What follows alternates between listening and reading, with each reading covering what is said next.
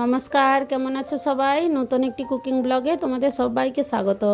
আজকে আমি মাশরুম চিল্লি বানাবো। তো ভিডিওটা ভালো লাগলে প্রথম থেকে লাস্ট অবধি দেখার অনুরোধ করছি। চলো দেখো কিভাবে বানাই। আমি আজকে এটা পেঁয়াজ রসুন দিয়ে বানাবো। তো দেখো আমি একটা বড় সাইজের পেঁয়াজ নিয়েছি, 3 কলি লসুন আর 1 ইঞ্চ অদরকের টুকরা আর 3 রকমের আমি ক্যাপসিকাম নিয়েছি। গ্রিন দিয়েও হয়, আমার কাছে 3 রকমের ছিল, সেই জন্য 3 রকমের নিয়ে পেঁয়াজ আর ক্যাপসিকামগুলো একই সাইজভাবে কেটেছি। আর আদা রসুনটাকে খুব ছোট ছোট করে কুচিয়ে নেব। আমি 5-6টা কাঁচা লঙ্কা অ্যাড করেছিলাম এর সাথে। এরকম বড় বড় করে কেটে নেবো এগুলোকেও। আর মাশরুমগুলো আগে থেকেই আমার ধুয়ে সাফ করে জল ঝরাতে দিয়েছিলাম, ধোয়া ছিল। আমি এগুলোকে 2 পিস করে কেটে নিচ্ছি। দিয়ে এটাকে ম্যারিনেট করে কাশ্মীরি লাল লঙ্কার গুঁড়া 1 চামচ দেবো। আর চালের আটা রয়েছে, চালের আটা 1 চামচ দেবো। আর কর্নফ্লোর দেবো 3 চামচ। আর একটু ব্ল্যাক পেপার আর স্বাদ অনুসার নুন দিয়ে এগুলোকে হালকা হাতে ভালো করে এগুলোকে মেখে নেব।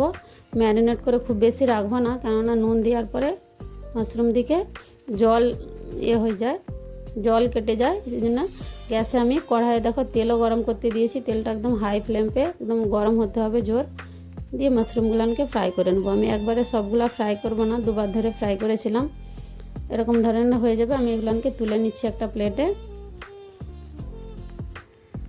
আবার একবার দিয়ে ফ্রাই করব। দিয়ে আমি একটা সস রেডি করব। গ্রিন চিল্লি সস 1 চামচ, রেড চিল্লি সস 1 চামচ, আর টমেটো কেচাপ হট অ্যান্ড স্পাইসিওয়ালা যে টমেটো কেচাপটা থাকে না, সেটা 1.5 চামচ নেব। এটা ঝালও লাগে আর একটু টক মিষ্টিও লাগে। আর সজওয়ান সস নিচ্ছি 1 চামচ, আর ভিনিগার 1/2 চামচ, আর সয়া সস 1 চামচ। এগুলোকে বাটিয়ে করে একসাথে আমি মেখে নিলাম। কড়াইয়ে আলাদা আলাদা করে ঢালার দরকার নেই, একসাথে মেখে নিলে সুবিধা হবে। দিয়ে দেখো তারপরে গ্যাসটায় আমি তেলটা একটু কমিয়ে দিয়েছি।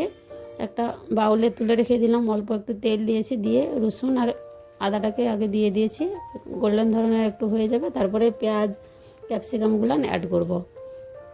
কাঁচা লঙ্কাটাও দিয়ে দেবো। দিয়ে এগুলো কিছুক্ষণ নাড়ার পরে সসটা যে রেডি করেছিলাম সেটাও দিয়েছি। ব্ল্যাক পেপার আর স্বাদ অনুসার নুন দিচ্ছি। খুব বেশি নুন দেবে না, কেননা সসে সবেই নুন থাকে, আর আগে ম্যারিনেট করার সময় নুন দিয়েছিলাম। তারপরে যেই বাউলটায় আমি ম্যারিনেট করেছিলাম তাই 1 চামচ কর্নফ্লোর দিয়ে একটা ঘোল বানিয়ে নিয়েছি জল দিয়ে, সেটা এর সাথে অ্যাড করব। মাশরুমগুলো দিয়ে দিচ্ছি। দিয়ে কিছুক্ষণ নাড়ার পরে কর্নফ্লোরের ঘোলটা দিয়ে দেবো। খুব বেশি গ্রেভি করব না, একটু শুকনা শুকনাই থাকবে, হালকা গ্রেভি থাকবে। এটা যদি তুরন্ত খেতে চাও তাহলে হালকা গ্রেভি ঠিক লাগে, আর একটু যদি পরে খাও তাহলে গ্রেভিটা একটু বেশি রাখবে, কেননা গাঢ়া হয়ে যায়। বাস হয়ে গেছে আজকে আমার মাশরুম চিল্লি। আজকের এই সিম্পল সা রেসিপি যদি ভালো লাগে একটা লাইক কমেন্ট শেয়ার অবশ্যই করবে। ভিডিওটা এখানেই শেষ করছি। সবাই ভালো থাকবে, সুস্থ থাকবে। আবার মিলব নেক্সট ব্লগ নতুন একটি রেসিপির সাথে।